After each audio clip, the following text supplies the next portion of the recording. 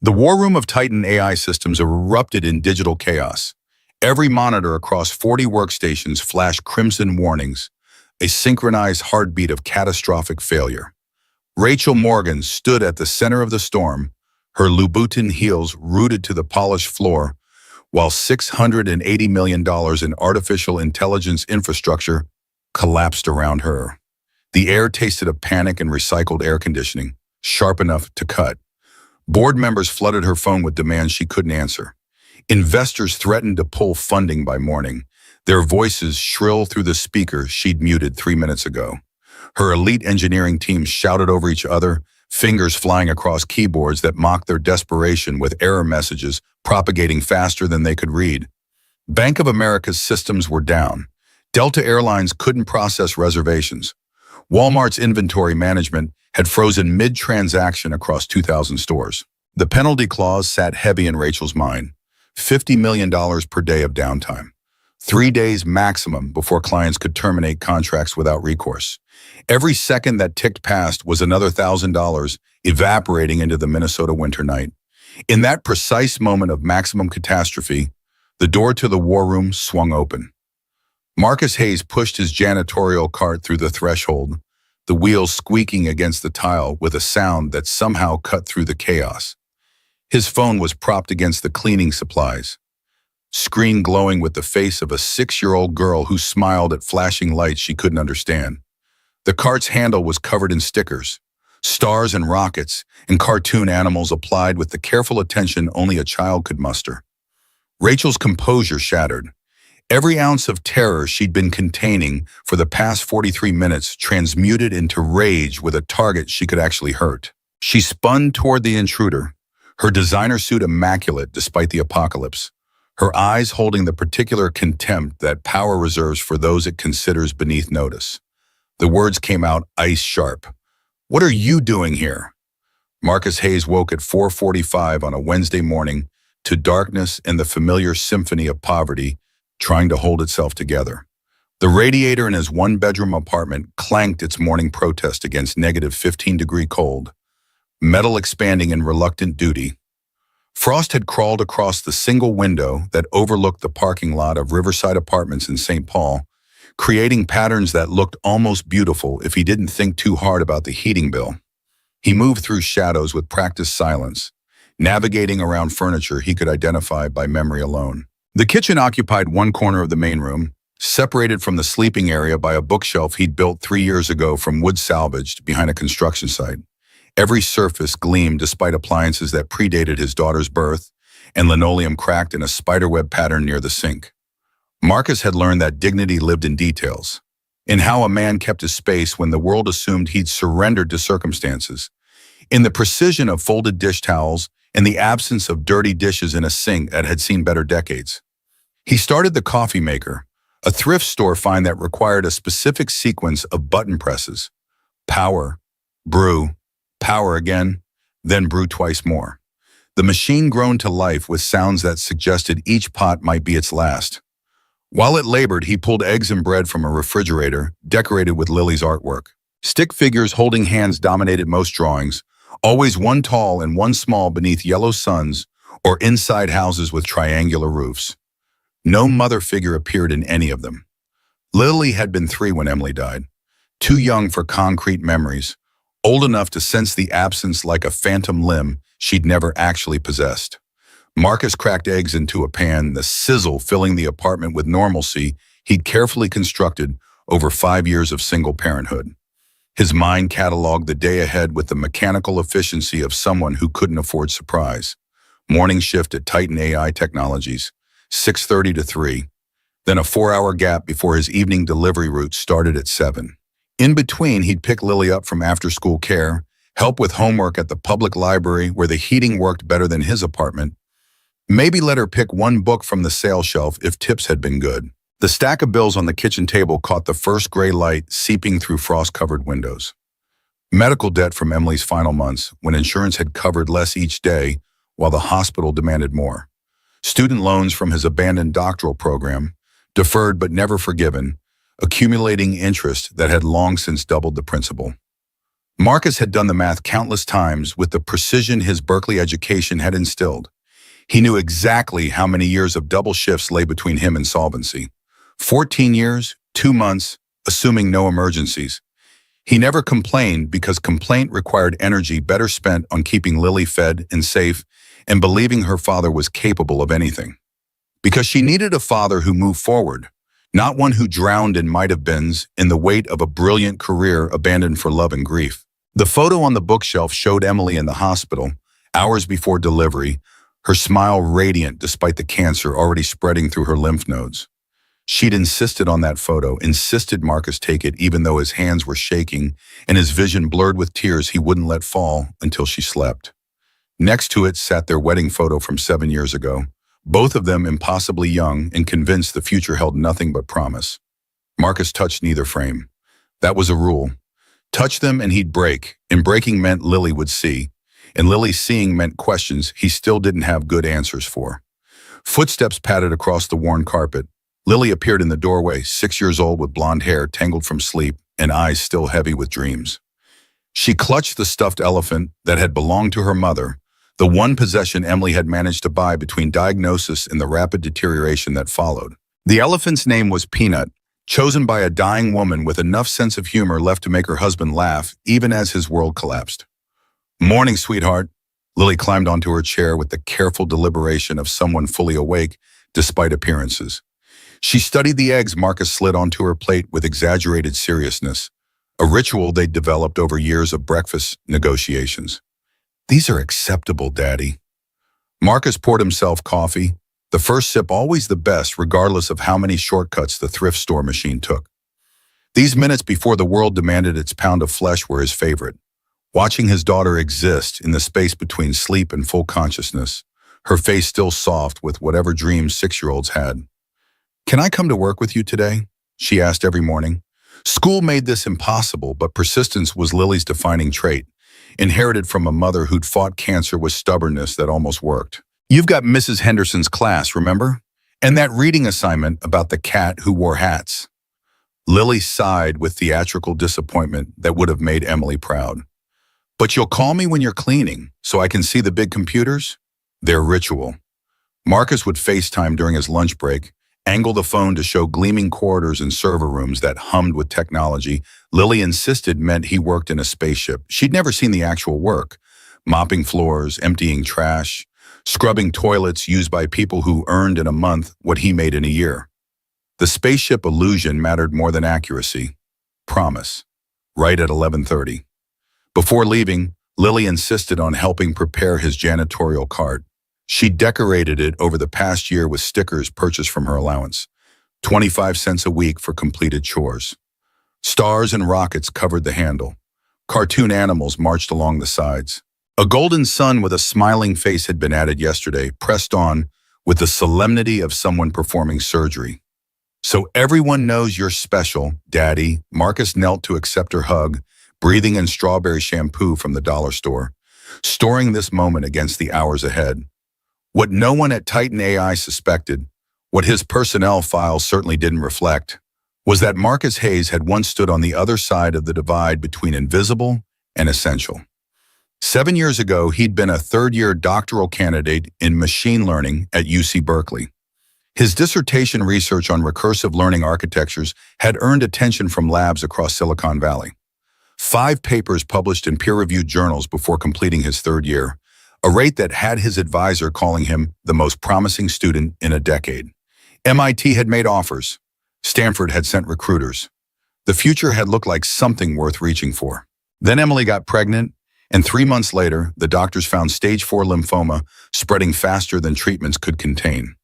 Marcus took leave that became permanent. His career dissolved into caring for a dying wife and an infant daughter who arrived 6 weeks premature, but healthy enough to survive what her mother could not. After Emily's death, he tried returning to Berkeley, tried focusing on equations and algorithms. While Lily screamed for attention, he was the only one left to provide. No family remained to help. His parents had died in a car accident when he was 20. Emily's family had cut her off years before for marrying someone they considered beneath their Dallas oil money standards. The decision to leave Berkeley hadn't felt like a decision at all, more like gravity, pulling him toward the only choice that mattered. He'd moved to Minnesota for the lower cost of living, found the cheapest apartment that wasn't actively dangerous, and took the first job offered. Janitor at Titan AI Technologies. Minimum wage. Night shift back then, until Lily started school and he'd beg for days. 3 years had passed. Then 4, then 5. Temporary had become permanent, and brilliant had become invisible. Titan AI Systems occupied a glass and steel tower in downtown Minneapolis, the kind of building designed to intimidate anyone who approached without the right credentials. Marcus arrived at 6:30, parking his 2008 Honda Civic in the employee lot where dents and rust spots marked it as distinctly not belonging. The bumper sticker Lily had insisted on, "My kid is an honor student at Lincoln Elementary," felt like defiance in a lot full of Teslas and BMWs. Tom Rodriguez worked the security desk, a 53-year-old veteran who'd done 2 tours in Afghanistan before deciding he'd had enough of being shot at for inadequate pay. He looked up when Marcus entered through the service entrance, offering the kind of smile that suggested actual recognition, rather than the performance most people gave service workers. "Morning, Marcus. Cold one today. -15 last I checked." Tom poured coffee from his thermos into a second cup he kept specifically for this purpose, sliding it across the desk. Marcus accepted with gratitude that had nothing to do with caffeine and everything to do with being seen as human. "How's Lily doing? Growing too fast. Wants a puppy for her birthday next month." Tom chuckled, the sound genuine. "Kids. My grandson's the same. Wants a python. His mother's ready to disown me for even mentioning it." They talked for 3 more minutes about things that mattered. Family, the Vikings' playoff chances, whether the winter would break before April. Then Marcus collected his cart from the maintenance room and began his route through a building designed to keep people like him separate from people who mattered. Executives arrived through the main lobby, their coats designer labels, and their expressions broadcasting importance. Marcus entered through the service entrance, took the freight elevator, moved through corridors that existed behind the scenes. 2 Americas occupied the same building, separated by doors marked "Authorized Personnel Only," that he was authorized to clean but never truly enter. Titan AI had been founded 8 years ago by Rachel Morgan, a Stanford dropout who'd built the company's flagship product from her dorm room. Apollo AI revolutionized enterprise automation, replacing human decision-making with algorithms that process data faster than any team of analysts. The company now employed 800 people, held a valuation of $2.3 billion, and had an IPO planned for the second quarter. Rachel Morgan's reputation preceded her through every conversation Marcus overheard while emptying trash. Brilliant but ruthless, demanding perfection while accepting nothing less than total devotion. Someone who worked 100-hour weeks and expected her employees to match that commitment or find employment elsewhere. Marcus's morning route took him through the engineering department, where developers arrived early to claim the best standing desks and closest parking to the espresso machine. He moved among them like a ghost, emptying trash bins while they discussed problems he understood completely, but would never acknowledge understanding. This morning, a cluster of engineers stood near the break room, voices tight with frustration over a technical issue in Apollo's latest update. Brad Morrison, 28, Harvard PhD, 2 years at Google before Titan recruited him, was explaining why the neural pathway initialization kept failing during stress tests. "It's like the system's calling itself before it exists. Circular dependency, maybe. But I've traced the architecture and can't find where the loop originates." Marcus emptied the trash can 3 feet away, perfectly positioned to see the error logs Brad had pulled up on his tablet. The problem screamed at him from the code, clear as a spelling mistake. Recursive function referencing variables not yet initialized, creating infinite regress during high-load scenarios. He'd written a paper on this exact failure mode during his second year at Berkeley. The solution required restructuring the initialization sequence, establishing base parameters before allowing any recursive calls. Brad noticed him and made a joke to the other engineers. Something about how maybe they should let the janitor take a crack at it since their PhDs weren't helping. Laughter followed, not cruel but not kind either.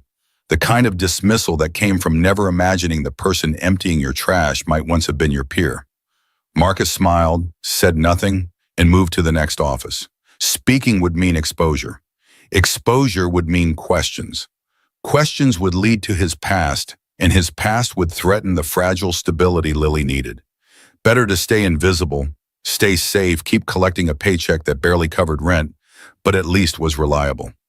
Rachel Morgan arrived at her office at 5:30 in the morning, 90 minutes before most of her executive team and 3 hours before the developers. She'd been awake since 4, finishing a Peloton session that left her muscles burning and her mind sharp. Sleep felt like surrender to a body that would slow her down if given the chance. The executive floor occupied the building's top 3 stories, floor-to-ceiling windows, offering views of Minneapolis that cost more per square foot than most people's mortgages. Rachel's corner office could have housed a family of 4 comfortably. Instead, it held a desk made from reclaimed airplane wing, chairs that cost more than Marcus's monthly salary, and exactly 0 personal items that might suggest a life beyond these walls. She reviewed quarterly projections while drinking coffee her assistant had prepared the night before. Temperature and foam ratio calibrated to preferences Rachel had never needed to state twice. The numbers looked good. Apollo AI had exceeded targets in 14 of the past 16 quarters. Client retention sat at 93%. Revenue growth continued its upward trajectory, but the board wanted more. They always wanted more. Harrison Blake, the venture capitalist who'd invested $50 million in Titan Series B, had been making noise about leadership stability, about whether a 32-year-old CEO could handle the pressures of taking a company public, about experienced guidance and proven track records, which translated to installing some 50-year-old male executive who'd failed upward through 3 previous startups. Rachel had built Titan from nothing. She'd written the first version of Apollo in her Stanford dorm room after dropping out when professors told her the ideas were too ambitious, too complex, too unrealistic for someone her age to execute. She'd proven them wrong with obsessive dedication that left no room for relationships or rest or anything resembling normal human connection. The 6 a.m. executive meeting featured Rachel demolishing her VP of sales for missing quarterly targets by 3%. She delivered the criticism in voice that could cut glass, each word precisely chosen to wound while maintaining professional distance. The VP left looking like he'd been physically struck. After the meeting, Maya Chen, her executive assistant, 27, Stanford MBA, the only person who had lasted more than 18 months in the role, tried making small talk about the weather. "I don't pay you to chat, Maya. I pay you for competence." Maya's face flickered with hurt before professional mask descended. She left without another word. Rachel sat alone in her office, looking out at Minneapolis skyline through windows that somehow made the city feel further away rather than closer. The cruelty had been unnecessary. She knew this. Knew also that she couldn't seem to stop. Couldn't find the switch that would make her capable of basic kindness when kindness felt like weakness, and weakness meant removal. Her phone showed no personal messages. No texts from friends because she'd systematically alienated anyone who tried getting close. No calls from family because her sister hadn't spoken to her in 3 years, not since Rachel had missed her nephew's birth for a board meeting she couldn't reschedule. The last personal call had been from David 2 years ago, the tech CEO she'd been engaged to for 6 months. He'd called to end things after she'd canceled their wedding planning session for the 4th consecutive week. His words still echoed sometimes in quiet moments she usually managed to avoid. "You're married to Titan, Rachel, not to me. You'll never be married to anything but success, and I can't compete with that." She'd told herself she didn't care. Told herself that David's inability to understand her drive meant he wasn't worthy of her time. Told herself that success was what mattered, that building something meaningful required sacrifices people without vision couldn't comprehend. The truth, which she admitted only in moments like this when isolation felt physical, was that it had broken something inside her she didn't know how to fix, that she was lonely in ways that terrified her, that she'd built an empire of algorithms and automation but couldn't program herself to feel connected to another human being. She whispered it to the empty office, words that cost her nothing because no one was there to hear. This is what success costs. The crisis began at 2:43 on a Wednesday afternoon that had seemed unremarkable until the first alarm started screaming. Marcus was cleaning the executive floor, running a microfiber cloth over windows that offered million-dollar views to people who rarely looked at them. The first sound that registered was digital, a shriek that cut through the building's ambient noise like a knife through silk. Monitors in every visible office flashed red. Engineers sprinted toward the war room with expressions Marcus recognized from his Berkeley days, when experiments failed catastrophically and professors demanded explanations that didn't exist. He followed out of curiosity that had survived 5 years of forced invisibility, pushing his cart into a corner near the war room entrance where he could observe without obstructing. The scene inside resembled a disaster film. 40 engineers packed into a space designed for 20, shouting over each other while monitors displayed cascading error messages in aggressive crimson. Status boards showed Apollo AI systems failing across 15 Fortune 500 clients in real time. Bank of America's transaction processing frozen. Delta Airlines reservation systems offline. Walmart's inventory management collapsing across every store in their network. Rachel Morgan commanded the center of the chaos, her voice cutting through noise with practiced authority that suggested this wasn't her first crisis but might be her last if solutions didn't materialize. She demanded explanations no one could provide, threatened consequences everyone feared. The dollar figures being thrown around made Marcus's yearly salary seem like pocket change. $680 million in committed contracts, $50 million per day in penalty clauses, 3 days until clients could terminate without recourse. Marcus watched engineers argue, their technical shorthand automatically parsing in his mind despite 5 years of deliberate suppression. They were looking in wrong places, chasing symptoms rather than root causes. The error pattern pointed clearly to a recursive loop failure in the neural pathway initialization, something he'd written about extensively during his Berkeley years. The kind of elegant mistake that looked correct until traced through multiple iterations. The solution took shape in his mind with the inevitability of mathematics. 3 lines of code needed changing. Restructure the initialization sequence to establish base parameters before recursive calls began. Simple, obvious, exactly the problem his dissertation research had addressed. But speaking meant exposure. Exposure meant questions. Questions meant his past would collide with his present in ways that could destroy the fragile stability Lily depended on. His job was emptying trash cans. His job was invisibility. His job was protecting his daughter from instability that came from being noticed. His phone buzzed with Lily's scheduled call, her face appearing on screen with the brightness that made everything else fade into background noise. She wanted to see the spaceship computers like he'd promised, and Marcus angled the phone to show her blinking lights and people who looked appropriately busy. Lily noticed the distress surrounding him, concern crossing her 6-year-old face. "Why are they sad, Daddy?" Marcus explained that the computers were sick and people were trying to help them feel better. "Can't you help them? You told me you used to teach computers things before Mommy got sick." The engineers nearby overheard, their attention snagged on the absurdity of a janitor's daughter suggesting he could solve their crisis. Laughter rippled through the room, cruel in its exhaustion rather than malice. Brad Morrison turned toward the sound, recognized Marcus with his decorated cart and phone displaying a child's face. "Out of the mouths of babes, right? Maybe we should let the janitor have a crack at it." More laughter followed. Victoria seized on this moment with predator instincts that came from years of channeling fear into aggression. She crossed to where Marcus stood, her designer suit immaculate despite the chaos, her eyes holding contempt that power reserves for powerlessness. "Your daughter thinks you can help. By all means, enlighten us." She gestured toward the central monitor, displaying error logs that scrolled past faster than human reading speed. "Tell me, what do you see when you look at this screen?" The challenge hung in air thick with the smell of anxiety and recycled air.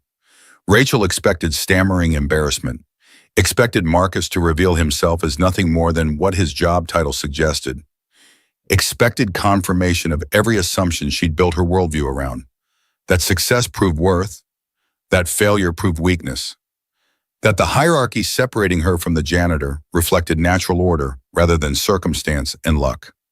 Marcus looked at the screen. The recursive loop failure screamed at him from the error logs, clear as a misspelled word in a language everyone else had somehow forgotten. He could remain silent, accept mockery, preserve invisibility, protect Lily from the instability that came from being his daughter when people learned what he'd abandoned. But Lily was watching, waiting to see what her father would do. Lily, who believed he could do anything, who trusted him with faith so absolute it sometimes terrified him. Lily, who'd asked the question that had put him in this position because she believed her father was someone worth believing in. Her voice came through the phone speaker, bright with the certainty only children possessed before the world taught them doubt. Daddy always says being brave isn't not being scared. Being brave is doing the right thing even when you're scared. His own words, offered during a thunderstorm when she'd crawled into his bed trembling, now reflected back at him as a mirror showing what she needed him to be. Not perfect, not fearless, just brave enough to act despite terror clawing at his throat. Marcus spoke quietly, his voice cutting through the noise with the clarity of someone who knew exactly what he was talking about. The cascade originates in your memory allocation subroutine. You've created a circular dependency in the neural pathway initialization. The system calls a function that references itself before completion, creating infinite regress that overwhelms buffer capacity. He paused while the room went silent, engineers processing what he'd just said with expressions ranging from confusion to dawning recognition. You need to restructure the initialization sequence to establish base parameters before recursive calls begin. Move the variable initialization to a separate function that completes before the main recursive loop starts. It's a three-line fix. The silence that followed contained a different quality than mockery. Marcus watched understanding dawn on faces around the room, watched engineers recognize truth in what he'd described. Watched them also recognize the impossibility of a janitor possessing this knowledge unless he was something other than what he appeared to be. Rachel stood frozen, her prepared humiliation reflecting back as confusion mixed with the first stirrings of something that might have been shame. Her world tilted on an axis she hadn't known existed, every assumption she'd built her identity around suddenly questionable. Lily's voice broke through the stillness, impossibly proud of a father who'd just done something she didn't understand but recognized as important. "See, Daddy, I told them you could help." Rachel Morgan did not become CEO of a $2.3 billion company by accepting embarrassment gracefully. The shock of Marcus's diagnosis transformed into defensive fury, a need to reassert dominance in a room where her authority had just been challenged by someone who cleaned her floors. She stepped closer to him, close enough to smell the industrial cleaning solution on his clothes cutting through her Chanel No. 5. Anyone can parrot technical terminology they overheard. Actually, fixing complex systems requires expertise that takes decades to develop. Her eyes swept the room, gathering allies among senior engineers who resented a janitor showing them up, who needed to believe their PhDs and years of experience meant something that job titles validated. If you're so confident, why don't you prove it? Fix the system yourself. The challenge hung like a thrown gauntlet designed to force Marcus into either retreat or more spectacular failure. Rachel was betting $680 million that a janitor couldn't back up words with action, that his diagnosis was lucky guess or overheard conversation rather than actual expertise. Several engineers shifted uncomfortably. Maya Chen, who'd been observing from the doorway, started to object. "Miss Morgan, maybe we should focus on the actual problem." Rachel silenced her with a look that could freeze the Minnesota winter solid. "I'm waiting, unless your expertise ends at description." She pulled cash from her wallet with the deliberate theater of someone making a point. $5,000 in crisp hundreds, fanned like a poker hand. The money represented more than Marcus earned in 2 months, and Rachel knew this, knew exactly what she was doing by making wealth itself part of the weapon. "I'll bet this against your next 2 months' salary that you can't do anything useful." "You're right, you get the money. You're wrong, you're fired, and I'll personally ensure you never work in tech again." The room held its breath. Brad Morrison and his faction wore expressions suggesting they wanted to see Marcus humiliated, wanted confirmation that hierarchy meant something. Tom Chen, the senior engineer who'd been kind during their brief interactions, looked uncomfortable but said nothing. Marcus looked at the $5,000, then the screen, then his phone where Lily watched with eyes that believed her father was capable of anything. The money meant 4 months of after-school care, meant catching up on overdue bills, meant maybe fixing the Honda's transmission before it failed completely. But if he was wrong, if he failed, he'd lose the job that barely sustained them. Lily would lose the stability that let her sleep without nightmares about being taken away by social workers who asked questions about adequate supervision and appropriate living conditions. Lily's voice came through the phone, small but certain. "Daddy, remember what you told me about being brave?"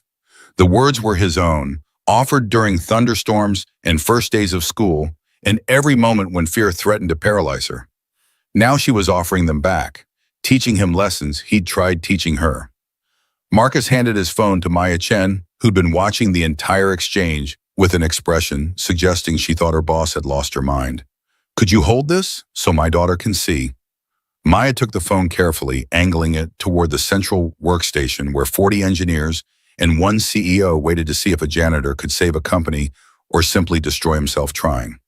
Marcus approached the keyboard where Rachel stood, and for a moment they were close enough to touch. CEO and janitor, wealth and poverty, pride and dignity, two people separated by everything except the 3 feet of space between them. "I'll need access to the core architecture." Rachel hesitated, some part of her still hoping he'd back down, prove her right, confirm that the world made sense in ways she understood. Then she gestured sharply at Brad Morrison to provide credentials, certain this would end in Marcus's humiliation and her vindication. The login screen gave way to dense walls of code, millions of lines representing years of development by teams who'd never imagined a janitor would be navigating their life's work. Marcus's fingers found the keyboard with muscle memory 5 years hadn't erased, the particular rhythm of coding that had once been natural as breathing. He navigated through directory structures with swift efficiency that made Brad Morrison's expression shift from smugness to confusion. "How does he know the architecture?" Someone whispered it, the question spreading through the room like contagion. Marcus ignored everything except the screen, drilling down through interface code to the neural network's core initialization routines. The engineers who'd been mocking him minutes before now leaned forward, watching a janitor move through their code with unsettling confidence. Rachel maintained her position beside him, arms crossed, face set in determined skepticism that couldn't quite hide the cracks forming in her certainty. The flaw revealed itself exactly where Marcus predicted, buried in a recursive function that referenced variables not yet instantiated. He could see how it happened, an optimization attempt creating elegant circular dependency, the kind of error that looked correct until traced through multiple iterations, exactly the type of mistake brilliant engineers made when they were too close to their own work to see it clearly. 3 lines needed to change out of millions. Marcus made modifications with precise keystrokes, restructuring initialization to establish base parameters before any recursive calls began. He added comments explaining the fix in language his Berkeley professors would have approved of, then ran preliminary tests to verify the changes wouldn't break anything else. "Enter when ready." Rachel's voice betrayed first cracks of uncertainty, the possibility that she'd miscalculated in ways that would haunt her. Marcus verified his changes one final time, thinking about Lily watching through the phone Maya held, thinking about Emily, who'd believed he could do anything if he just had faith in himself, thinking about 5 years of invisible existence about to end regardless of whether he succeeded or failed. He pressed enter. Monitors flickered. Error messages began disappearing like smoke and wind, replaced by the cool blue of successful processes. Status indicators shifted from red to amber to green in a cascade that swept across the war room like dawn, breaking over mountains. Somewhere in the building's depths, servers that had been screaming in digital agony settled into harmonious operation. The chaos of 40 voices shouting over each other gave way to stunned silence that lasted approximately 3 seconds before erupting into celebration. Engineers shouted and embraced, releasing hours of tension in one explosive moment. Maya Chen jumped up and down while holding Marcus's phone, Lily's face on the screen showing delight at whatever this meant. Brad Morrison stood frozen, unable to process what he'd just witnessed. Tom Chen approached Marcus with an expression suggesting his entire worldview had shifted. But Marcus barely noticed the celebration. His attention remained fixed on Rachel, watching her face cycle through shock, disbelief, and something darker. The first recognition of what she'd done, who she'd publicly humiliated, and what that said about her judgment and character. She stared at green status lights as if personally betrayed by their success. The $5,000 remained clutched in her hand, forgotten props from drama that hadn't followed expected script. Around her, people praised the janitor who'd saved their project, their jobs, their company's future. Rachel Morgan, who'd built Titan AI through sheer brilliance and force of will, had just been publicly outperformed by a man who emptied her trash cans. Run full diagnostics. I want verification from every department that systems are stable. The command reasserted authority, reminded everyone who held power regardless of who'd performed the miracle. Engineers scattered to stations, but eyes kept returning to Marcus, who'd stepped back from the keyboard and now stood quietly beside his decorated cart. The janitor cart with stickers his daughter had applied because she thought everyone should know her father was special. The diagnostics took 20 minutes. 20 minutes during which Marcus waited in patient silence, while Rachel paced and engineers whispered and the world tried processing what had just happened. When results appeared on the central monitor, the room fell quiet again with different quality of silence. Not mockery or celebration, but something closer to awe, mixed with confusion. Not only had Marcus's fix resolved the cascading failure, but his restructured initialization had improved overall system efficiency by 18%. Processes requiring 12 seconds now completed in 10. Memory usage had dropped by 22%.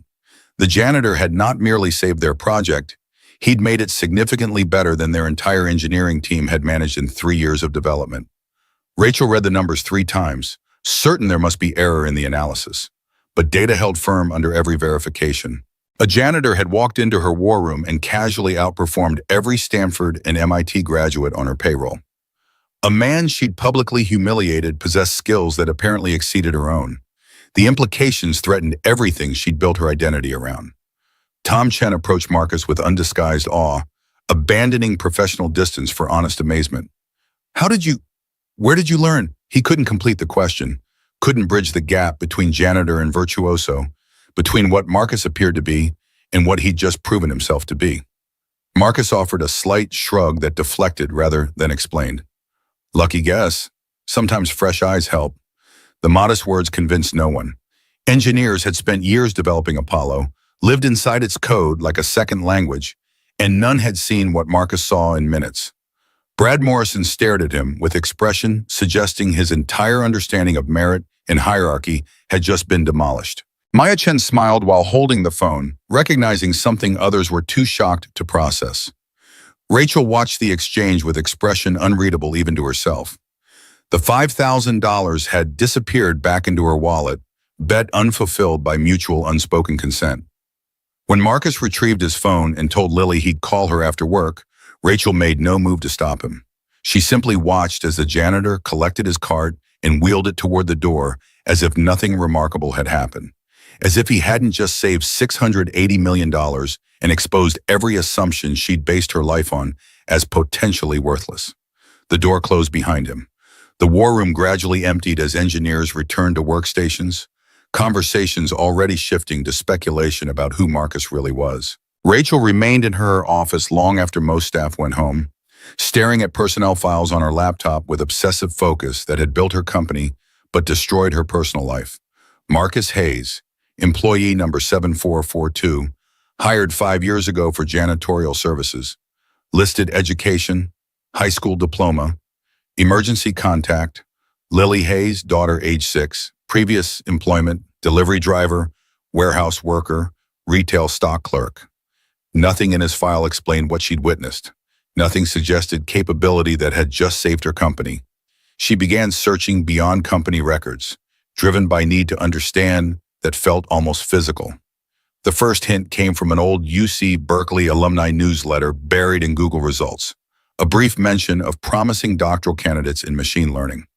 Marcus Hayes had published 4 papers in peer-reviewed journals before completing his 3rd year, an exceptional rate that attracted attention from major tech firms. Rachel found breadcrumbs scattered across academic databases, conference presentations at NeurIPS and ICML, venues where only serious researchers presented, citation records showing his work referenced 847 times by other scholars, a dissertation proposal that reviewers had called groundbreaking, potentially paradigm shifting in how neural networks could be optimized through recursive learning architectures. Then nothing. Abrupt end to a stellar career coinciding with dates that deeper searching connected to an obituary for Emily Hayes, beloved wife and mother taken too soon at age 28, survived by husband Marcus and daughter Lily, age 3. Rachel sat in darkness as the full picture assembled itself with the inevitability of mathematics. The janitor cleaning her floors had once been a rising star in her field. The man she'd publicly humiliated possessed expertise matching or exceeding her own. He'd abandoned everything, education, career, future, to care for a dying wife and motherless daughter. He'd fallen from academic heights to service work and visibility without apparent bitterness or desire for recognition. She thought about Lily's face on that phone, absolute confidence declaring her father capable of anything. She thought about Marcus's quiet dignity facing mockery, his refusal to defend himself even while holding knowledge that could devastate his attackers. She thought about $5,000 offered as weapon, about threats of firing and blacklisting, about every casual cruelty she'd inflicted because power made it possible. Something shifted in Rachel's chest, an unfamiliar sensation she eventually identified as shame, pure, undiluted shame at who she'd become and what she'd done. She'd built her career on certainty of superiority, on assumptions that success proved worth and failure proved its absence. Marcus Hayes challenged every premise justifying her treatment of people she considered beneath her. He was brilliant and humble, devastated and functional, invisible by choice rather than limitation. Everything she believed about achievement and value began cracking under the weight of his example, and the person those cracks revealed underneath was someone she barely recognized and didn't particularly like. The measure of a person isn't the mistake, it's what they do after. She whispered it to the empty office, words that cost her nothing because no one was there to hear. But they felt true in ways that terrified her, because they suggested the person she'd been for 32 years might not be the person she wanted to be for whatever time remained. And change, real change, required admitting she'd been wrong about almost everything that mattered. Rachel Morgan remained in her office until Minneapolis turned from dusk to full darkness, the city lights below creating constellations that mocked her isolation. Her laptop screen cast blue light across features that would have looked severe even without the exhaustion pulling at them. The whiskey she'd poured an hour ago sat untouched. Ice melted into dilution that matched how her certainties had dissolved over the past 3 hours. Marcus Hayes' personnel file told her almost nothing. 5 years of employment, perfect attendance record, 0 disciplinary issues. The application he'd submitted listed high school education, previous work in delivery, and warehouse positions. Emergency contact.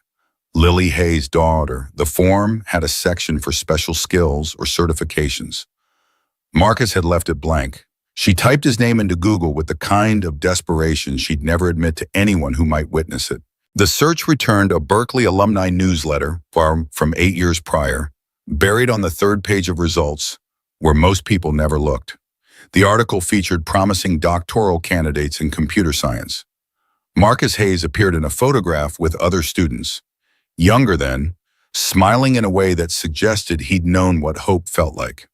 3rd-year candidate Marcus Hayes has published 4 papers in peer-reviewed journals, an exceptional rate that has attracted attention from Stanford, MIT, and several Silicon Valley research labs. His dissertation proposal on recursive learning, architectures, and neural networks has been called groundbreaking by committee members who rarely offer such praise.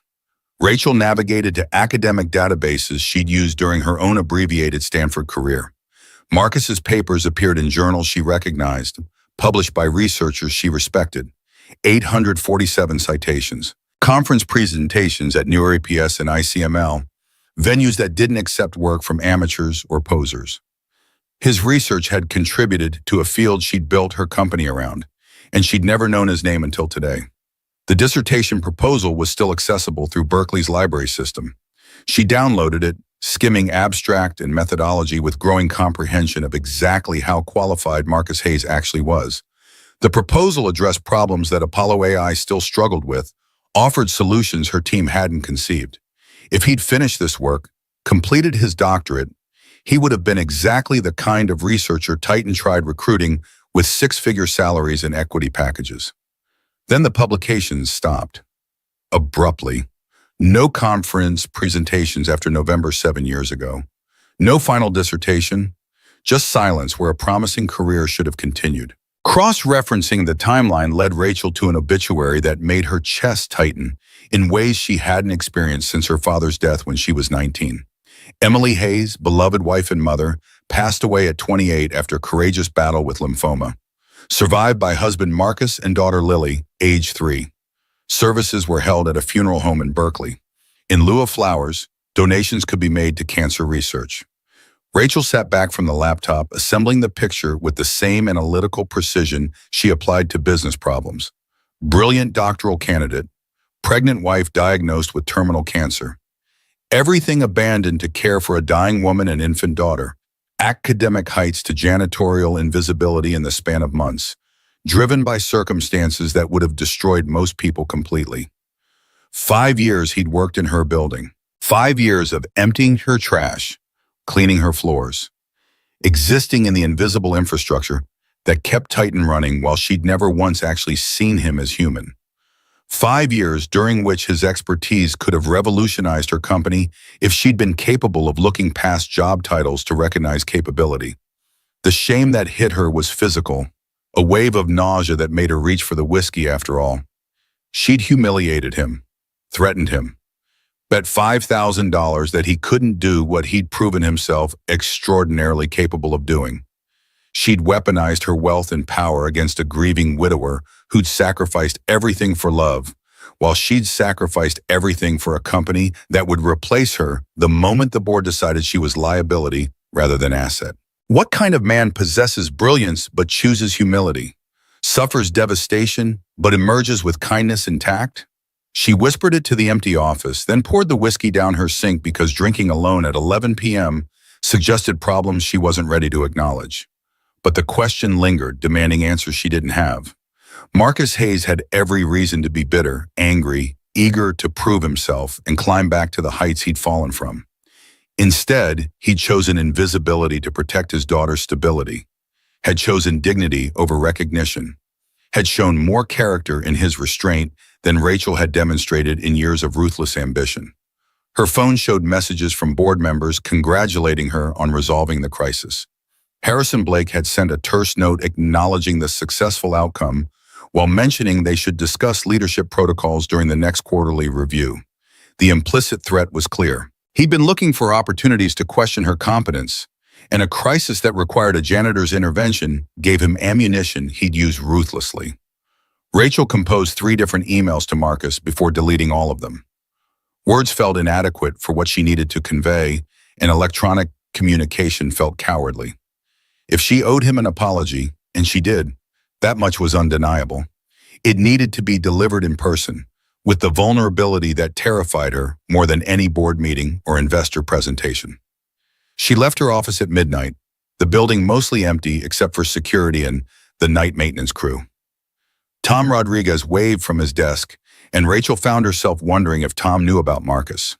If the security guard who she'd never bothered learning the name of until reading it off his badge 6 months ago understood things about her employees that she'd been too self-important to notice. The penthouse apartment she returned to was immaculate and soulless.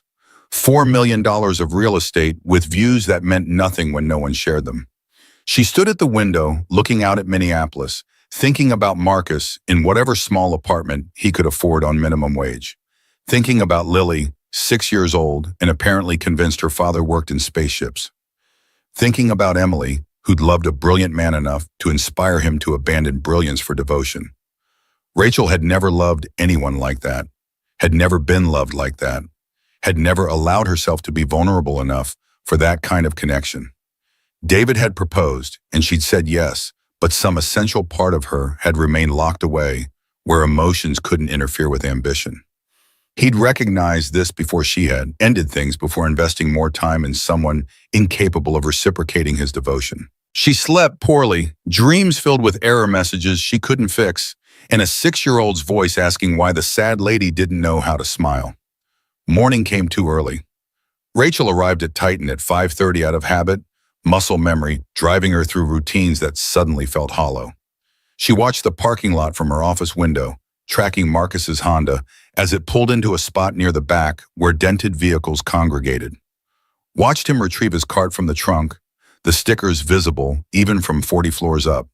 Watched him wave to Tom Rodriguez with the easy familiarity of two people who actually saw each other as human. The thought occurred to her that Marcus probably knew Tom's children's names, probably asked about Tom's wife's health or his grandson's baseball games, probably treated the security guard with more genuine warmth than Rachel had shown anyone in years. She waited until Marcus's scheduled lunch break, information gleaned from a personnel schedule she'd never bothered consulting before. 11:30, 30 minutes allotted for a meal he'd bring from home because the cafeteria prices weren't designed for people earning what he earned. Rachel left the executive floor without telling Maya where she was going, descended in the freighted elevator Marcus used daily, navigated corridors she'd never walked in 8 years of owning this building. The maintenance break room occupied basement space near the loading docks, concrete walls and fluorescent lights that hummed with electrical resistance. Marcus sat alone at a table scarred by years of use, eating a peanut butter and jelly sandwich that looked homemade. A worn paperback lay open beside his lunch. Carl Sagan's Contact, pages yellowed with age and multiple readings. He looked up when she entered, his expression cycling through surprise to wariness. Preparing himself for whatever new humiliation this visit might bring, unable to imagine that a CEO would descend to maintenance level for anything resembling apology. "May I sit?" The question came out more uncertain than Rachel had intended. Marcus gestured to the plastic chair across from him, and she lowered herself carefully, smoothing her skirt against furniture that cost less than her shoes. They sat in silence, two people from opposite ends of society's spectrum, neither certain how to bridge the chasm between them. "I owe you an apology. What I did yesterday was inexcusable." The words felt inadequate even as she spoke them. Marcus watched her with eyes that revealed nothing, giving her no help with this. "I was terrified and overwhelmed. The company was collapsing, and I couldn't fix it, and that scared me more than I knew how to handle. But that doesn't justify how I treated you, how I threatened you, how I used my position and money as weapons." Marcus's expression softened slightly, wariness giving way to something more open. "I understand pressure. I understand making mistakes when everything feels like it's falling apart." His voice held no accusation. He was offering her grace without conditions, showing more generosity than she'd shown anyone in recent memory. The measure of a person isn't the mistake, it's what they do after. Rachel felt something crack in her chest, some carefully maintained wall crumbling under the weight of kindness she didn't deserve. She found herself talking, words spilling out in ways she'd trained herself never to permit. About the board threatening her removal, about investors questioning her leadership, about 3 years poured into Apollo, building something that justified her existence while destroying her ability to connect with anything outside work. Marcus listened with attention that felt complete, asking questions that drew out truths she'd never spoken aloud. About the isolation of being CEO, where showing weakness meant removal and strength meant cutting yourself off from human connection.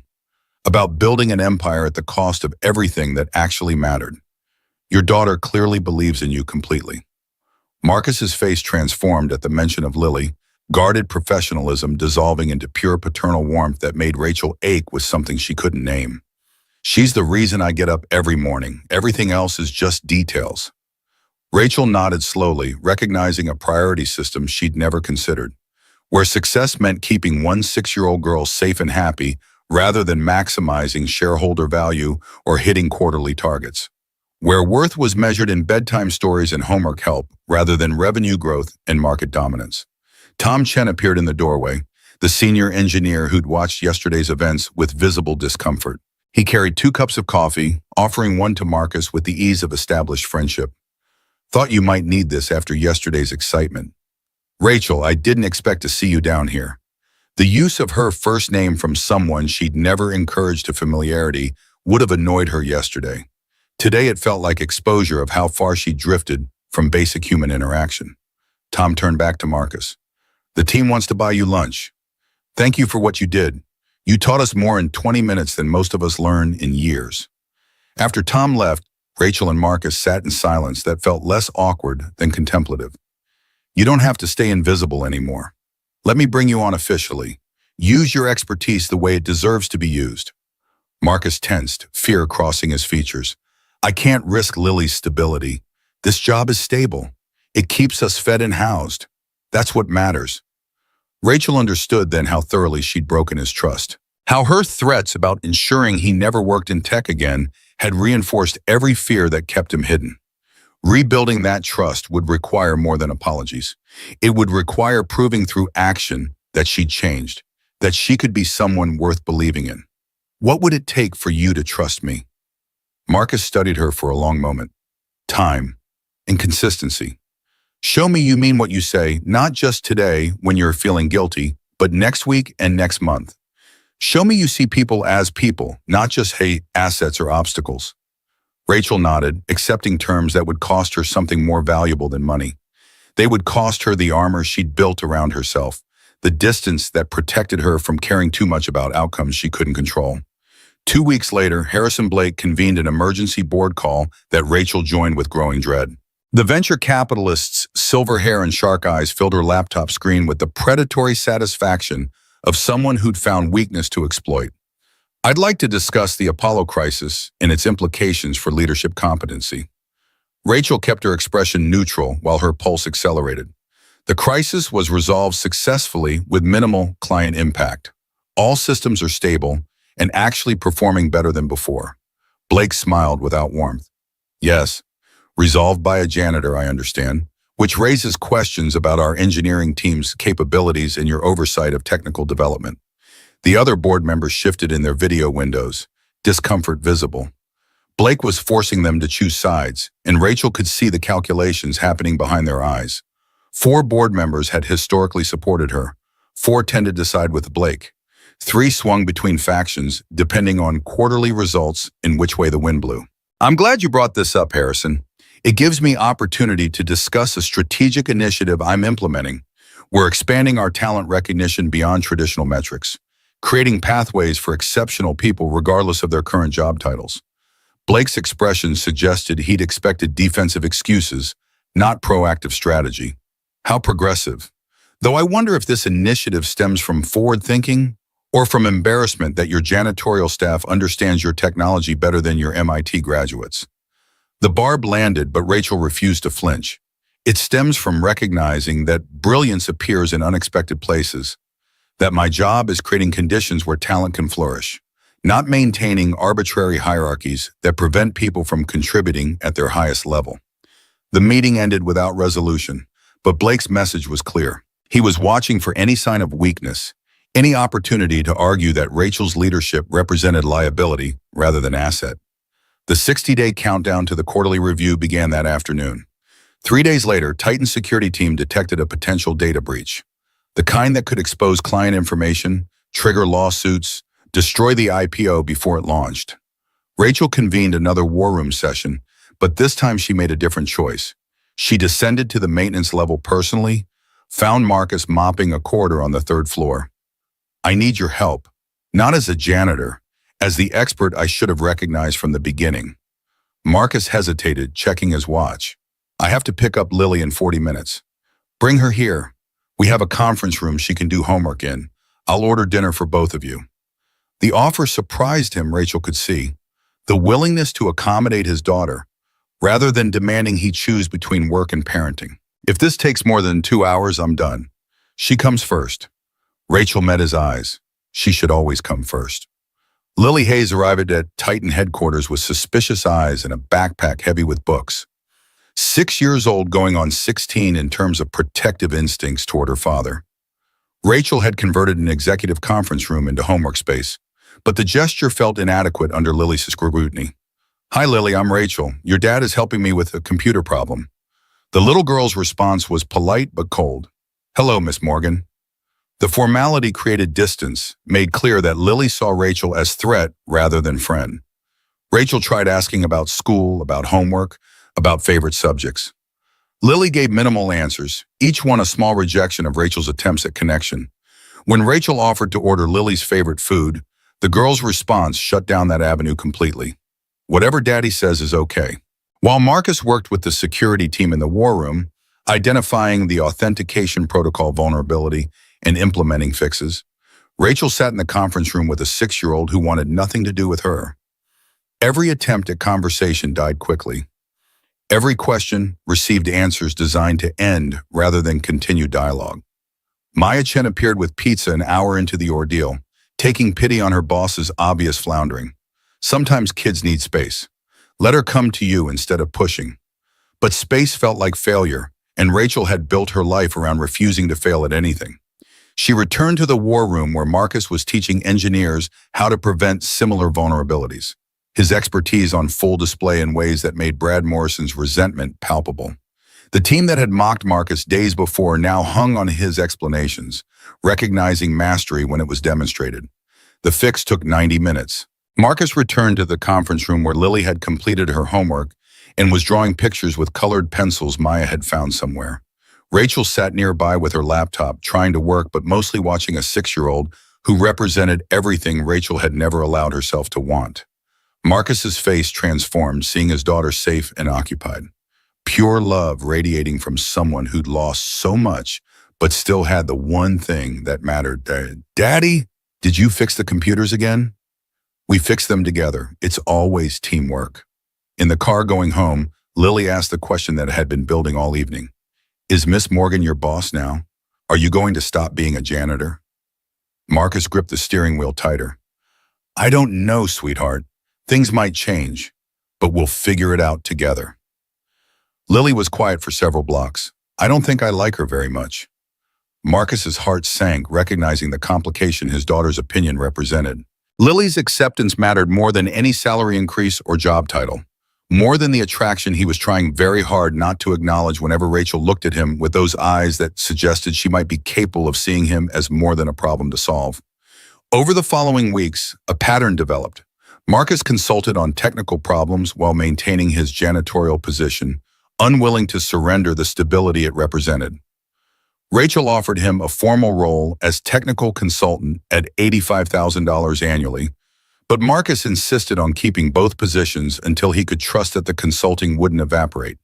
The arrangement made no organizational sense, but it worked with effectiveness that defied conventional hierarchy. Maya Chen became a bridge between Marcus and the engineering team, championing his contributions while running interference against Brad Morrison's faction, who resented a janitor showing them up. Late-night work sessions brought Marcus and Rachel together in ways that felt dangerous and inevitable. Side by side at whiteboards, they would solve problems with a synchronicity that made other engineers exchange knowing looks. Rachel provided business context while Marcus brought technical depth. They finished each other's sentences, thought in parallel, created solutions neither could have generated alone. One night, working past midnight on a particularly stubborn bug, their hands brushed reaching for the same marker. Electric current seemed to pass between them, both pulling back as if burned. Sorry, don't be.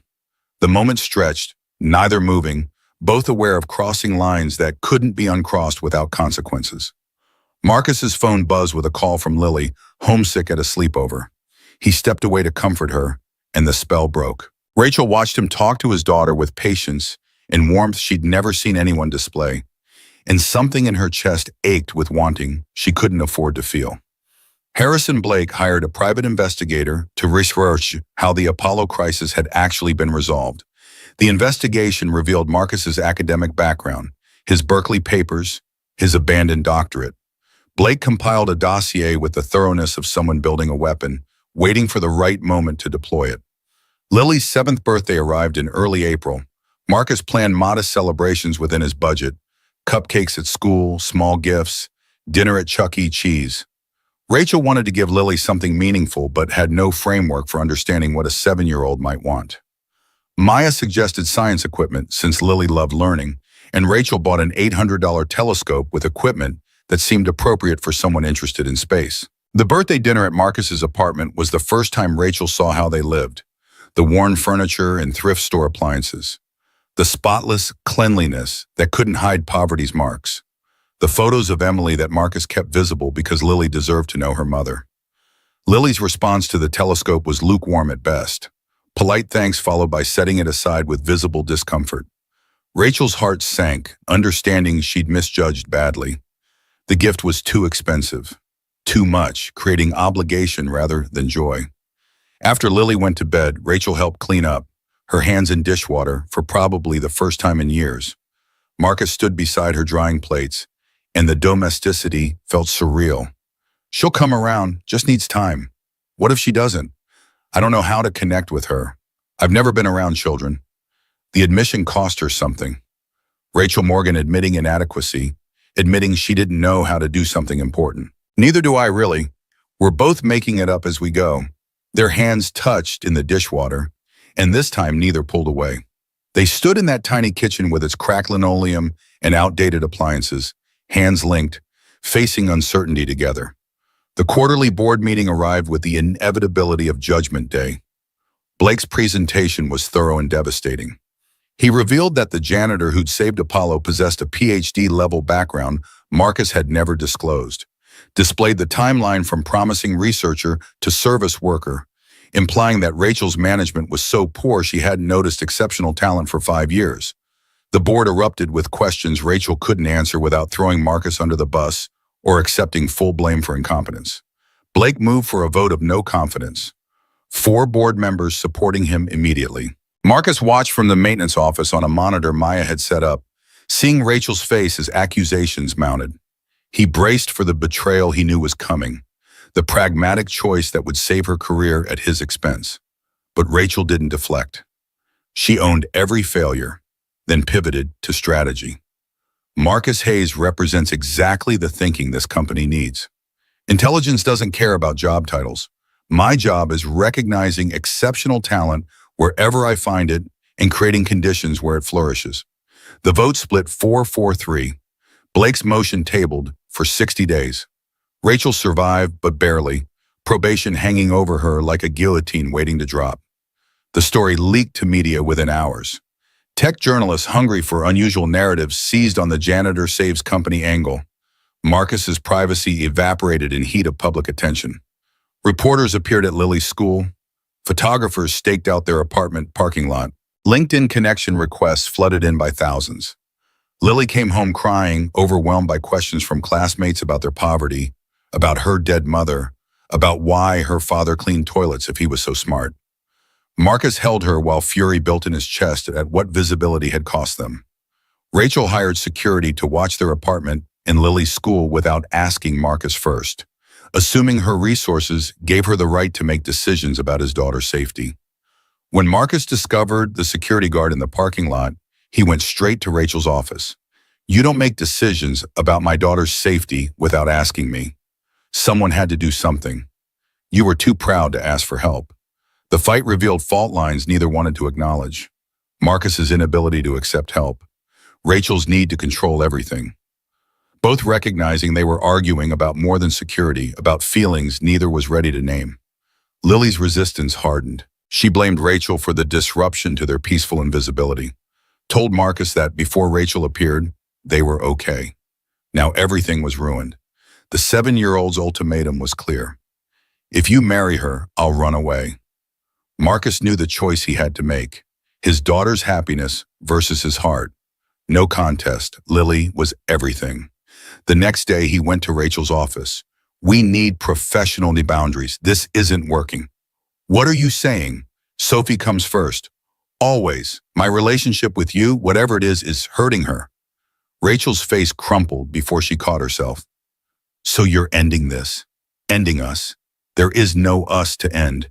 You're my boss. I'm your employee. That's all this can be. I have to mean it. Because if I don't, I lose the only thing that matters." He left before she could respond, before his resolve cracked. Rachel sat alone in her office and cried for the second time in her adult life, understanding that some things couldn't be fixed with money or determination or sheer force of will. Marcus drove home with hands shaking, knowing he'd made the right choice and hating himself for how much it hurt. 2 weeks of professional distance felt like years. Marcus maintained his dual role, consulting on technical problems while pushing his janitorial cart through corridors that suddenly seemed longer. Rachel communicated through Maya Chen when coordination was required, avoiding direct contact that might blur the boundaries Marcus had established. They passed each other twice in hallways, exchanged nods that carried the weight of everything unsaid, and continued in opposite directions. Harrison Blake chose a steakhouse in downtown Minneapolis for the meeting, the kind of establishment where entrees cost what Marcus spent on groceries for a month. The venture capitalist sat in a leather booth that probably cost more than Marcus's Honda, silver hair perfectly styled, expression radiating the confidence of someone accustomed to getting what he wanted. Come work for my venture portfolio companies. I've got 3 firms that need someone with your expertise. Marcus sipped water, uncomfortable in the dress shirt he'd borrowed from Tom Chen because his own collared shirts had seen better decades. $250,000 base salary, equity package in all 3 companies, full benefits including a pre-funded college account for Lily, $50,000 deposited the day you sign. The numbers hit Marcus like physical blows. $250,000 would erase his medical debt within a year, would move Lily to a better school district, would mean actual savings, security, the kind of stability he hadn't known since Emily's diagnosis. Rachel Sterling is going down. Board will remove her in 60 days. When that happens, Titan collapses or gets sold for parts. You'll be unemployed again. Blake leaned forward, shark eyes gleaming. She doesn't care about you, Marcus. You're a pawn in her game to save her CEO position. The moment you're no longer useful, you're gone. I'm offering you respect. Real opportunity. Think about your daughter. Marcus set down his water glass with careful precision. I am thinking about my daughter, about what I'm teaching her every day by the choices I make. Blake's smile faded. Lily's learning from me, watching every decision. If I betray someone for money, what am I teaching her? That integrity is for sale? That loyalty doesn't matter when the price is right? He stood, feeling lighter than he'd felt in weeks despite Blake's obvious fury. My daughter deserves a father she can be proud of, not a rich man with no principles. Good men don't betray good people for money. I'll find another way. I always do. Walking out felt like shedding weight he hadn't known he was carrying. The money would have solved every problem except the one that mattered. Being able to look Lily in the eyes knowing he had chosen right over easy. Tom Chen called that evening while Marcus was helping Lily with the homework, asking if they could meet for coffee. The senior engineer had become something between friend and mentor over the past weeks, bridging the gap between Marcus's janitor existence and technical consultant reality. They met at a diner near Marcus's apartment, the kind of place where coffee came in chipped mugs and refills were automatic. Tom waited until they'd both ordered before getting to the point. I heard about Blake's offer. Tech community's small, word travels. Marcus wasn't surprised. Silicon Valley North operated on gossip and rumor as much as code and capital. I almost took a job at a competitor 10 years ago. Better money, better title, all the things that look good on paper. Tom stirred sugar into coffee he'd drink black anyway. Old habit from military days. But I would have hated myself, would have betrayed people who believed in me when nobody else did. You know what I learned? Money isn't everything. Integrity is something. And your daughter's watching how you handle this. The words settled into Marcus's chest with the resonance of truth spoken by someone who'd walked similar paths. Kids are smarter than we think. Lily wants you happy, not rich, happy. There's a difference, dear one. Marcus thought about Lily's face when he'd come home upset after ending things with Rachel. The 7-year-old's concern had been for his emotional state, not their financial situation. And Rachel? She's changed because of you. Don't throw that away. You're not just a brilliant engineer, Marcus. You're a good man. That's rarer. Good men don't betray people for money. They find a third way. The third way revealed itself through Lily's observation 3 days later. Marcus had been moving through the apartment with the kind of mechanical efficiency that suggested functioning without feeling. Lily noticed what adults worked hard to ignore. Are you sad because of Miss Morgan? Marcus tried deflecting, but Lily pressed with the persistence that made her both wonderful and exhausting. Daddy, you told me to always tell the truth. Are you telling the truth now? The question trapped him between the lesson he tried teaching and the example he was currently failing to set. Yes, I'm sad, but you're more important than my feelings. Lily sat with this for a moment, face scrunched in concentration. What if I was wrong about her? The words surprised Marcus enough that he stopped pretending to organize the bookshelf. I've been thinking, the telescope. She didn't have to get me that. And she looked really sad when I didn't like her. Like when I'm mean to kids at school and feel bad after. Marcus knelt to Lily's eye level, giving her the full attention this conversation deserved. You taught me that being brave means doing hard things. Maybe I need to be brave and give her another chance. Where had this come from? What had shifted in his daughter's 7-year-old understanding of the world? You taught me another thing too. Everyone deserves second chances. Even me when I'm mean to you. So maybe Miss Morgan deserves a second chance too. Marcus felt tears threaten, pride mixing with something that might have been hope. Only if you really want to. I won't force anything. I want you to be happy, Daddy. When she was here, you smiled more. You sang in the morning. I miss that. The observation was so acute it physically hurt. Marcus hadn't realized he'd stopped singing while making breakfast, stopped humming during evening routines. Hadn't recognized how deeply his unhappiness had penetrated their household until Lily pointed it out. Can we invite her to dinner? I want to show her I'm sorry, and I want to show her how the telescope works. We've been looking at Jupiter, and I drew pictures. Marcus pulled his daughter into a hug that lasted longer than strictly necessary. Are you sure? I'm sure. Plus, if you marry her someday, I want to already like her. That seems important. The call to Rachel required 3 attempts before Marcus actually pressed send. His hands shook holding the phone, rehearsing and abandoning various approaches before settling on simplicity. Lily wants to invite you to dinner. At our place. Tomorrow night, if you're free. Rachel's voice came through with barely controlled emotion.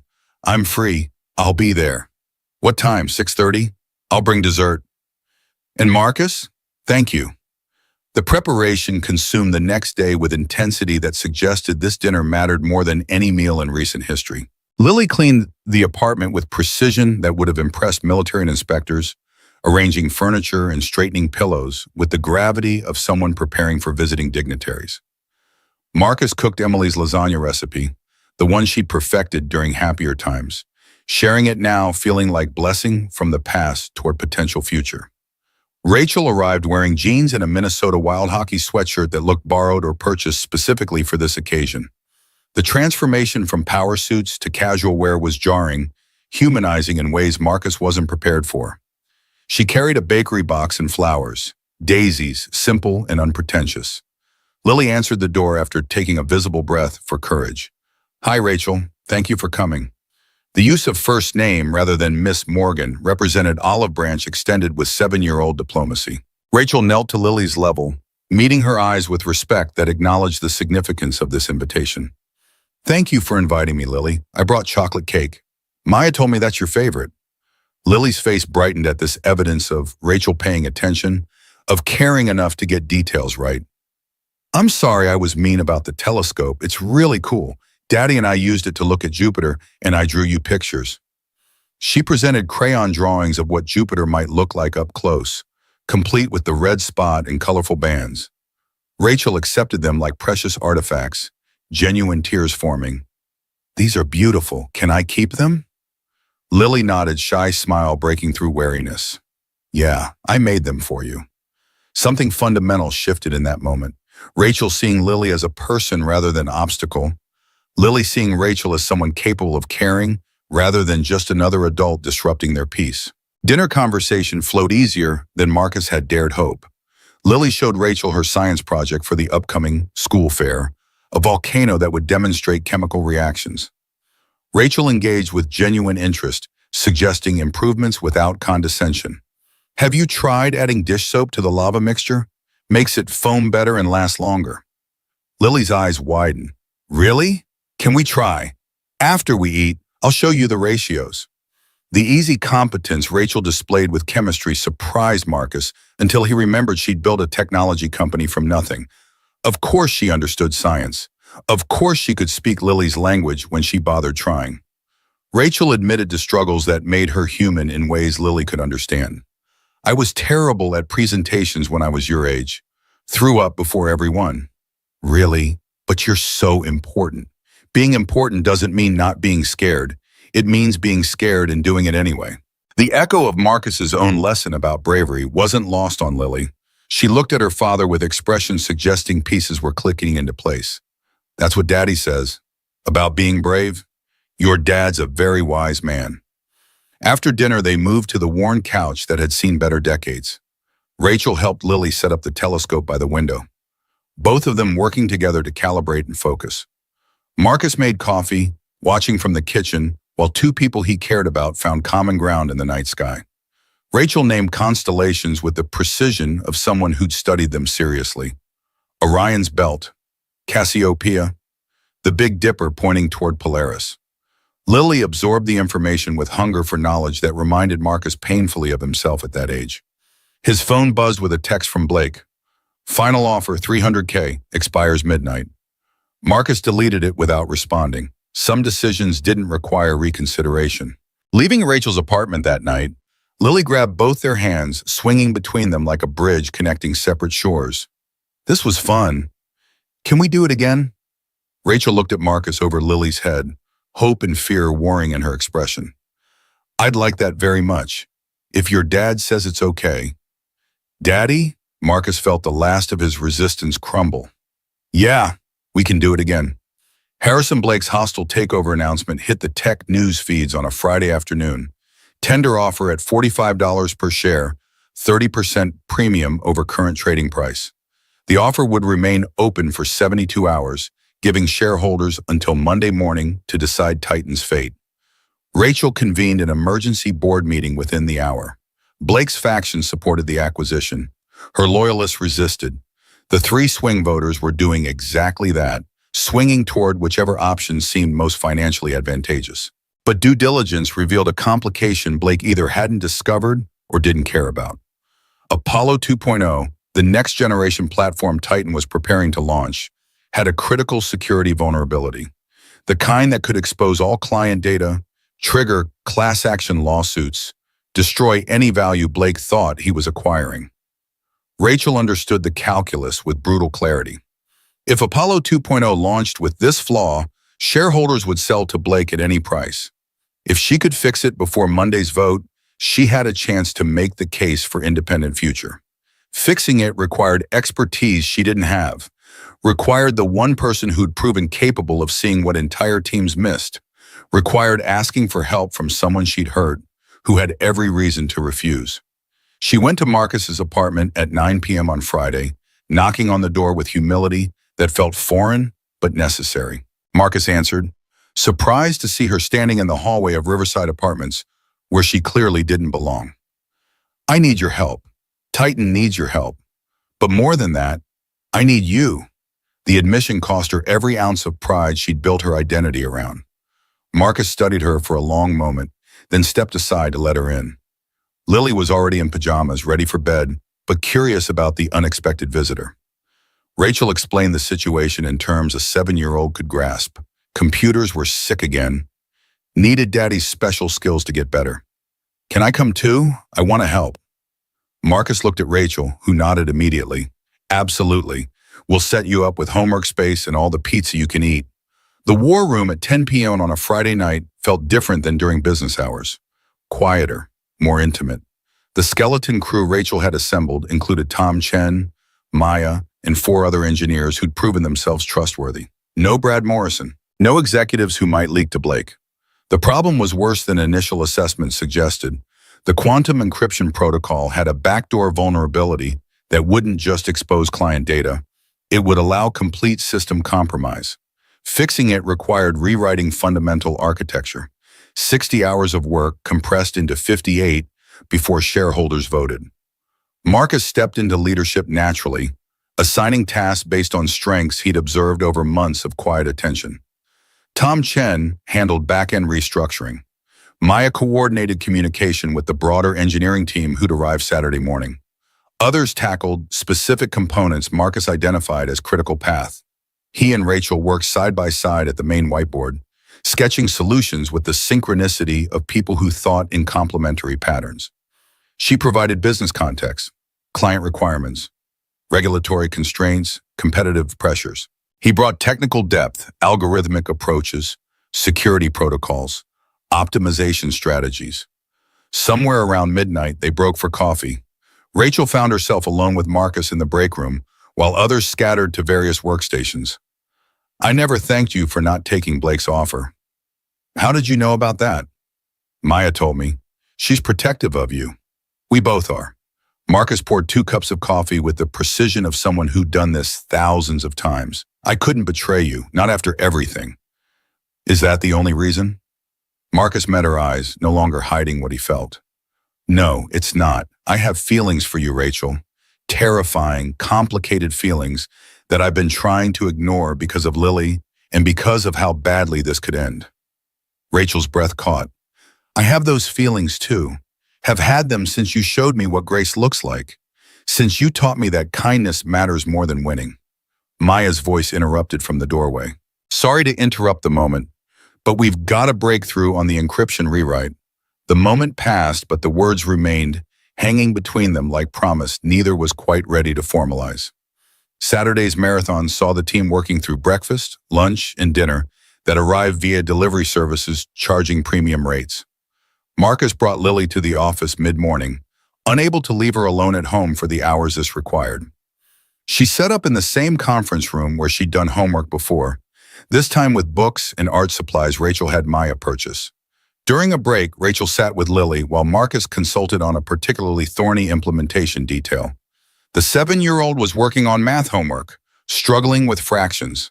Can I help? Lily looked up, suspicious still but less hostile than before. I don't understand how 1/2 plus 1/3 equals 5/6. It should equal 2/5. Rachel grabbed a piece of paper, drew circles divided into sections. Imagine you have a pizza. Half of it is pepperoni, 1/3 is sausage. How much is covered with meat? She shaded the sections, showing how the fractions combined once converted to common denominators. See? You need the same size pieces to add them together, like needing the same language to talk to someone. Understanding dawned on Lily's face, followed by something that might have been respect. You're good at explaining things. I used to tutor students when I was in college. Needed money for rent. Turns out teaching is harder than learning. Lily studied her for a moment. You really like my dad, don't you? The direct question was so characteristic of Lily that Rachel had to smile.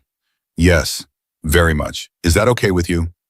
Lily's face grew serious in the way children's faces do when they're processing complex emotions. He's been alone for a long time, since Mommy died.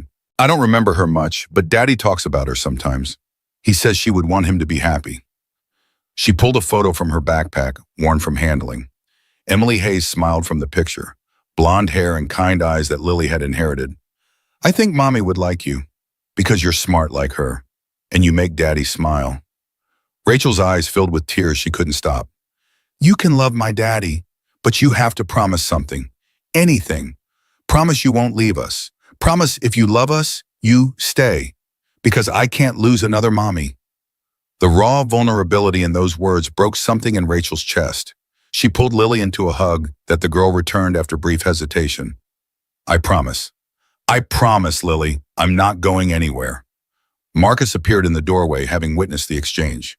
The expression on his face suggested he'd just watched his two worlds merge in ways he'd thought impossible.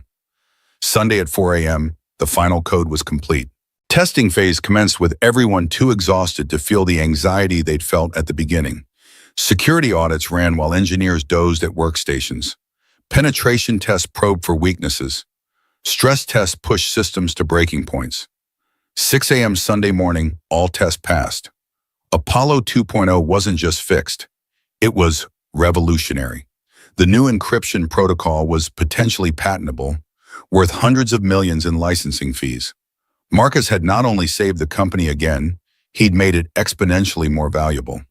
The team celebrated with quiet exhaustion, too tired for exuberance. Rachel addressed them with gratitude that felt inadequate. You just saved this company, every single one of you. Marcus deflected credit toward her leadership, but everyone in the room knew the truth. They'd followed his vision, executed his architecture, brought his solutions to life. As others left to sleep before Monday's shareholder meeting, Marcus and Rachel remained in the war room, surrounded by whiteboards covered in equations and architectural diagrams that represented hours of collaborative brilliance. We make a good team, the best. Rachel stepped closer, and this time there were no phones buzzing, no crises demanding attention, no reasons to pull away. They kissed with the desperation of people who'd been denying themselves too long, the sweetness of connection finally acknowledged. Lily's voice came from the doorway where she stood with her backpack, Maya having brought her back from the apartment where she'd been sleeping. "It's about time. Can we go home now? I'm tired, and you guys are being gross." They broke apart, laughing at the 7-year-old's perfect timing. Lily grinned at them with satisfaction, suggesting she'd orchestrated more than they'd realized. Monday morning arrived with all the ceremony of Judgment Day. The shareholder meeting convened in Titan's auditorium, 200 people in person, plus hundreds more via webcast. Harrison Blake sat in the front row with the confidence of someone who'd counted votes and knew he'd won. Rachel's presentation was thorough. Apollo 2.0's breakthrough, the new encryption protocol, patent-pending technology worth potentially $500 million in licensing revenue, financial projections showing exponential growth if shareholders held rather than sold. If you sell to Blake, you're selling at the bottom. If you hold, you're positioned for exponential growth that makes today's share price look like a bargain. Blake's counter was predictable and devastating. "Nice technology, but can you execute? Your leadership has been questioned by your own board. The janitor scandal suggests fundamental problems with management oversight. Rachel Sterling lacks the judgment to lead this company into its next phase. Take the premium I'm offering, and while it's still on the table," the audience murmured. Shareholders doing mental math on guaranteed profits versus uncertain futures. Marcus stood from where he'd been sitting in the back row. Rachel hadn't known he'd come, had assumed he'd be home sleeping after the all-nighter. But there he was, walking toward the front of the auditorium with Lily holding his hand. "May I address the shareholders?" Rachel nodded, too surprised to speak. "My name is Marcus Hayes. Some of you know me as the janitor who saved the company during the Apollo crisis. That's partially true. I was a janitor. I'm also someone with a PhD-level background in machine learning from UC Berkeley." He spoke without notes, voice steady despite obvious nerves. "I was a janitor because I was a broke, desperate single father taking any job that would feed my daughter. Not because I lacked capability, but because I lacked options. Rachel Sterling could have ignored me, kept me invisible. Instead, she recognized my potential and gave me a chance to contribute at my highest level. She's not perfect. She's made mistakes, but she learns from them. She grows. She becomes better. That's the kind of leader you want. Someone who can evolve, who values talent over titles, who creates conditions where brilliance can flourish regardless of where it comes from." Lily squeezed his hand, pride radiating from every inch of her 7-year-old frame. "Vote for Blake if you want short-term profit. Vote for Rachel if you want long-term vision that will make this company something truly revolutionary." He sat down, hands shaking, while the auditorium processed what they just heard. Blake's face had gone crimson with suppressed fury. The vote wasn't even close. 68% of shareholders rejected Blake's offer. 78% voted confidence in Rachel's continued leadership. Blake stormed out before results were official, his faction dissolving like smoke. Rachel's victory speech focused on people rather than profits. She announced the Titan Scholars Program, providing education benefits for all employees, regardless of position. Dedicated it to everyone like Marcus who had untapped potential waiting for opportunity. Media coverage flipped overnight. Rachel Sterling's inspiring comeback. The janitor PhD who saved a company. Stories of second chances and recognizing worth beyond appearances. 6 months passed in a blur of stability Marcus had almost forgotten was possible. His promotion to VP of AI research came with salary that made medical debt disappear and student loans manageable. They moved to a better apartment in a safer neighborhood. Nothing extravagant, but clean and warm with space for Lily to have her own room. Thanksgiving dinner was chaotic and perfect. Rachel's sister Emily drove in from Portland with her husband and 2 kids, the reconciliation Rachel had worked months to achieve. Tom Chen stopped by with his family. Maya brought her parents. The mixing of worlds that had seemed impossible now felt natural, inevitable. Lily observed it all with the wisdom children sometimes displayed. "I used to think family had to look a certain way, but family is who shows up, who stays, who loves you even when it's hard." Rachel squeezed her hand, this child who'd become hers through choice rather than biology. 1 year after the war room crisis that changed everything, Marcus took Rachel to the maintenance break room where she'd first apologized. She was confused by the location until he explained, "This is where you first showed me grace, where you apologized when you didn't have to. I fell in love with you that day, even though I didn't know it yet. I thought my life was over when Emily died, thought I'd never feel whole again. You didn't complete me, I was already complete, but you expanded me, showed me it's possible to honor the past while embracing the future." He pulled out a ring, simple platinum band with small diamond he'd saved 6 months to afford. "Rachel Morgan, you've been patient with Lily, patient with me, patient with this messy, complicated situation. I don't have much to offer beyond a daughter with strong opinions and a heart that's been broken, but still works. Will you marry me?" Rachel cried for the third time in her adult life, joy overwhelming the control she'd spent decades perfecting. "You have everything to offer: integrity, compassion, brilliance, and the best daughter in the world." "Yes, yes, I'll marry you." Lily appeared from around the corner where she'd been hiding, running to embrace them both. "Finally, I've been waiting forever. You knew? Daddy, you're terrible at keeping secrets." "I helped pick the ring, had to make sure it was pretty enough." Rachel laughed through tears, holding both of them, understanding that some families were built rather than born. The wedding took place in early September at a historic inn outside St. Paul. 50 guests, carefully chosen from the two worlds that had merged over the past year. Tom Chen stood as best man. Maya served as maid of honor. Emily's sister had flown in with her family, the reconciliation complete enough for her to witness this new beginning. Lily wore a white dress from Target that she'd insisted on choosing herself, declaring that expensive didn't mean better. She walked the aisle with exaggerated seriousness, scattering autumn leaves with the precision of someone performing sacred duty. When she reached the front, she took her position between Marcus and Rachel, exactly where she belonged.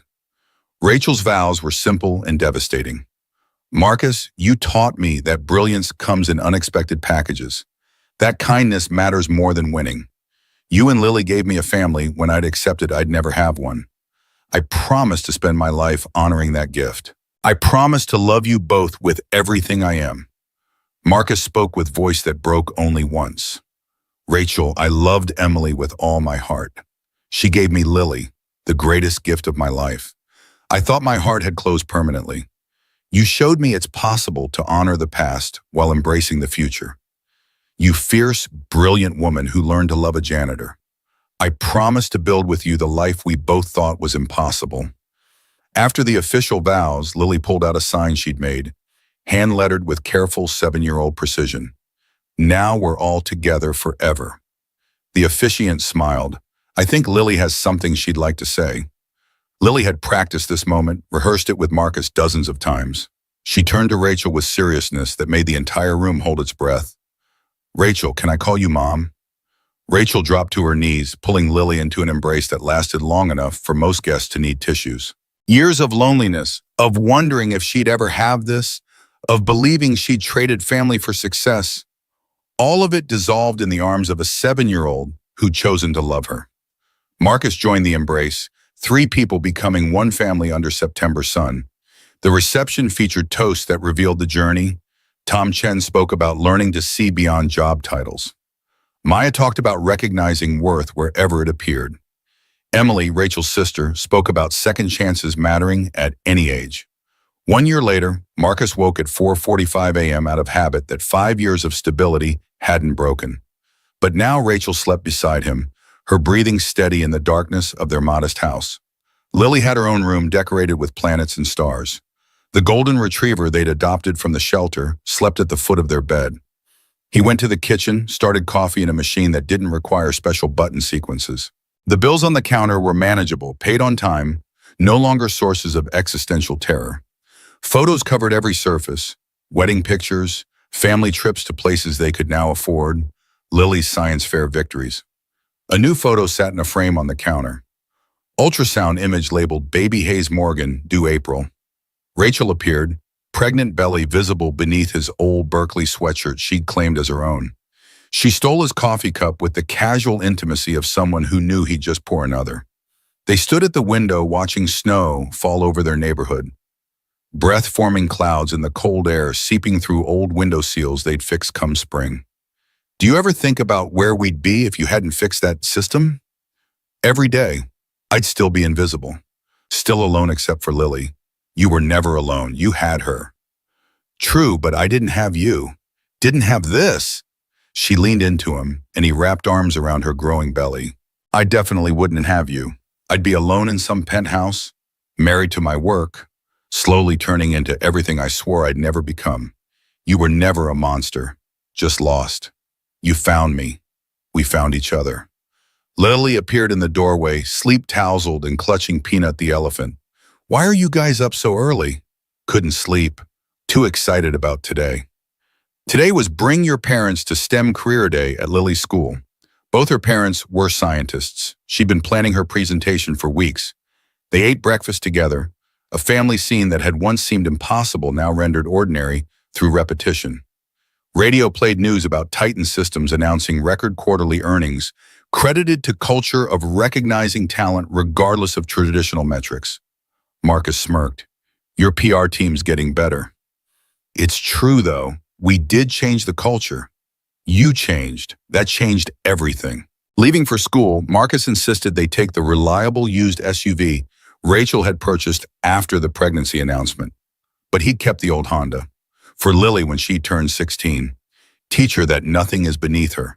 That dignity lives in how you treat your work, not what the work is. Lily's backpack carried the same stickers that had once decorated Marcus's janitorial cart, plus new ones.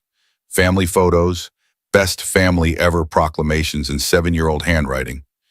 Dad, when the baby comes, can I teach them about science? Of course, you'll be an amazing big sister. Mom, will you still have time for my homework? Always, you're my priority. Both of you are. Lily, satisfied, skipped ahead to the car. Marcus and Rachel watched their daughter, hands linked between them. Thank you. For what? For seeing me. For giving Lily a mother. For being brave enough to change. Thank you for teaching me what actually matters. For showing me that success isn't measured in stock prices or quarterly earnings. What's it measured in? Rachel looked at Lily, touched her belly where new life grew. This, right here, this is success. They drove toward an ordinary miracle of an ordinary day. 3 becoming 4, past and future merging into present, that felt like gift Marcus had stopped believing he deserved. The janitor who was never just a janitor. The CEO who learned to be human. The daughter who taught them both what brave really means. In the language of family, redemption, and love, transcending every artificial boundary, they had found their way. Not to perfection, but to something better. Acceptance of each other's flaws, commitment to growth, and recognition that worth couldn't be measured by job titles or bank accounts. Only by the lives we touched and the love we gave. The ordinary miracle was enough. It was everything.